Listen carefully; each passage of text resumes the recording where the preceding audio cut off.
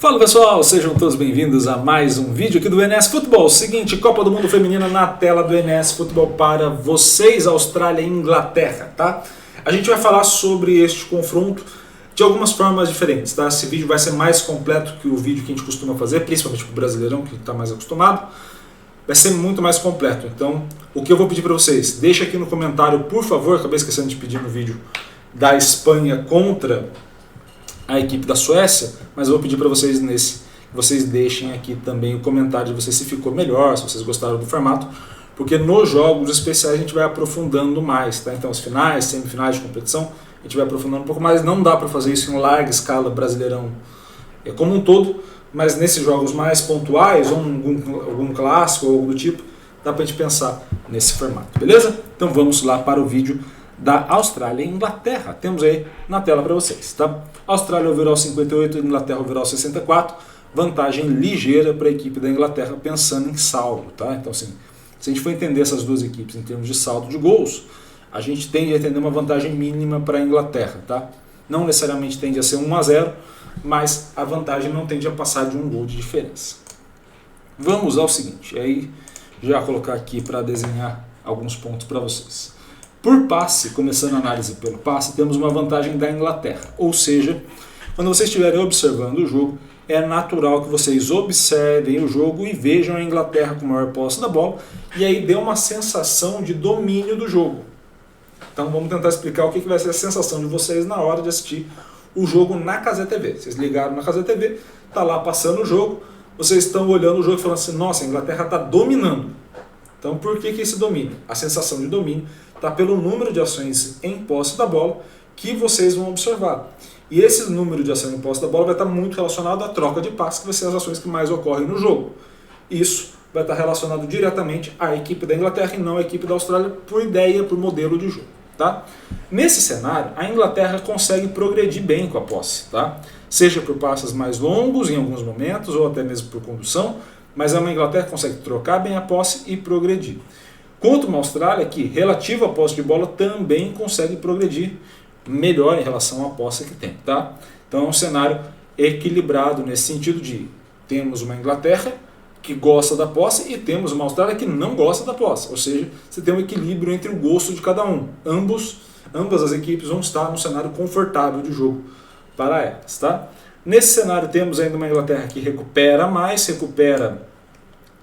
rápido e também recupera mais próximo do gol adversário, ou seja, deixa progredir menos com a posse da bola, e isso tudo passa diretamente pelo modelo. Então pressiona um pouco mais, recupera e mantém essa posse, vai trocando. Tá? O que acontece é onde está um pouco mais desse equilíbrio do jogo. Você tem esse equilíbrio muito relacionado a quando você tem a posse da bola, a capacidade de conversão parecida para chute, e aqui talvez esteja o grande ponto. A Inglaterra, quando finaliza, atinge mais vezes a meta do que a Austrália. Então esse é o primeiro cenário. E quando vai para converter para gol, consegue converter mais do que a Austrália. Ou seja, nesse cenário a Inglaterra vai melhor no ataque do que a Austrália. Quando a gente olha para a defesa, a Austrália bloqueia melhor essa bola, mas a Inglaterra defende com a goleira um pouco melhor, 32-31, não tem muita diferença. Aqui tem um pouquinho mais de diferença, mas são duas equipes que não passaram tanto a sofrer grandes finalizações ao longo da competição. Tá? São equipes que vão progredindo ao longo da competição, sofrem uma ou outra finalização, principalmente agora nesses jogos mais decisivos, mas acaba tendo um pouco mais de tranquilidade nesse cenário. Tá? E aí vamos olhar os índices que a gente vem falando ao longo da competição. Tá? Então aqui temos a equipe da Austrália. Como é que você escalou essa equipe da Austrália? O último jogo é a escalação. Tá? Então, por exemplo, eu acho que em algum momento dessa competição, a Van Egmond, se não me falha a pronúncia, desculpe quem esteja ouvindo, vai ser trocada pela Sanquer. Acho eu que isso pode acontecer até o final da competição. Avançando para a final, né, se a Austrália avançar para a final, acredito eu que possa acontecer esse tipo de situação. Tá? Você acaba privilegiando uma atleta que é fora de série. Então, assim, ela recuperou de lesão, está 100% ou está mais próximo de 100%, eu utilizo dela naquele momento.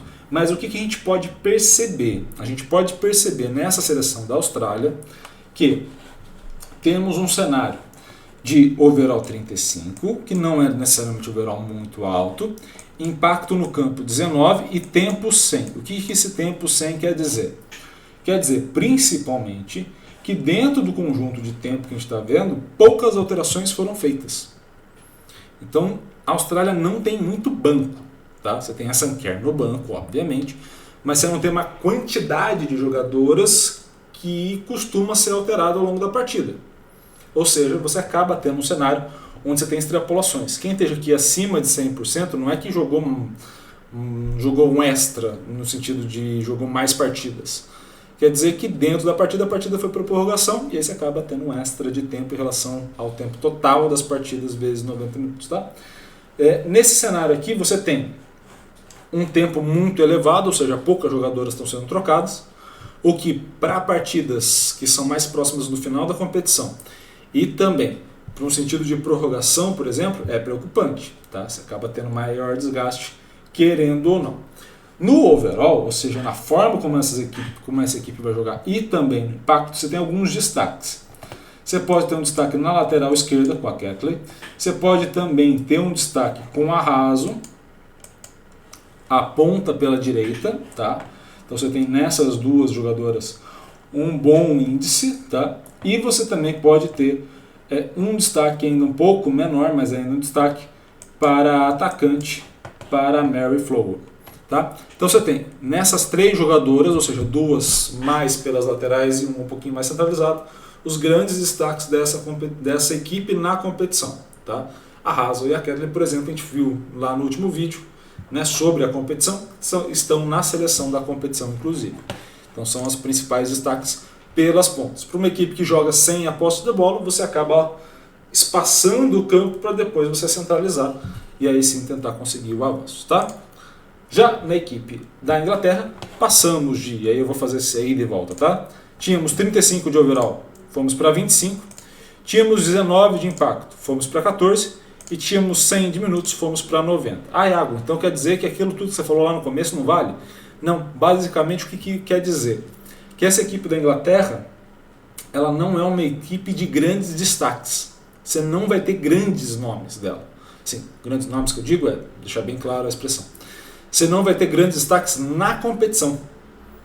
Se você for olhar os pontos que a gente coloca aqui geralmente com grandes destaques, você vai ter a Lucy Bronze, então você vai ter a lateral direita ou ponta pela direita aqui, mas com overall muito baixo. É que poucas atletas pelas laterais têm se destacado pela direita, pela esquerda você tem a Ketley, pela direita você acaba não tendo ninguém, né, com gols marcados ou com participações diretas em gols. Então você tem um destaque da Inglaterra mais baixo. Você ainda tem o desfalque da Lauren, então você tem o desfalque da Lauren James, que seria uma atleta possível nesse cenário de grande destaque, mas você tem esse desfalque. E você acaba tendo, nesse cenário aqui, as atletas de maior impacto. A Rachel Daly, então você acaba tendo uma atleta de maior impacto. E também, mais à frente, você acaba tendo impacto com a Toner e também com a Hemp. Você acaba tendo as duas atacantes, mais outra que joga entre meio e atacante também. Você acaba tendo três grandes impactos aí, diretamente são aquelas que vão conseguir produzir os gols. Tá? Então você tem, principalmente nessa queda de tempo, uma noção direta de que nesse cenário que a gente está observando, há uma troca mais constante da Inglaterra, e pela troca mais constante que você tem na Inglaterra, você acaba tendo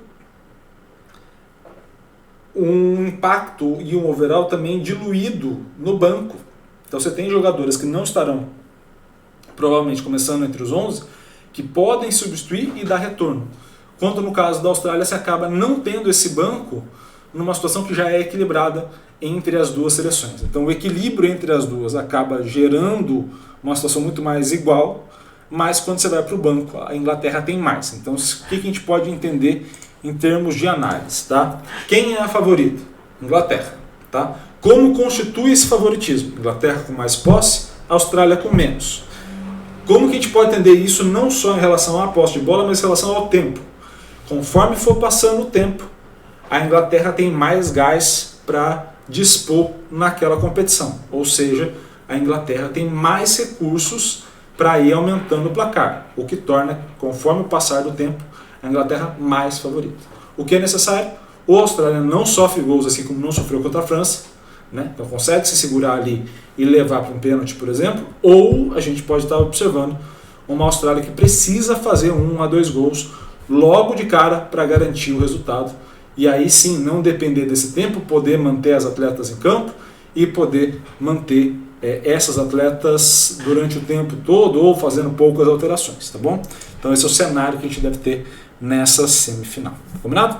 Espero muito que vocês tenham gostado desse vídeo. Gostou, curta, comente, compartilhe esse vídeo com o máximo possível de gente, é claro.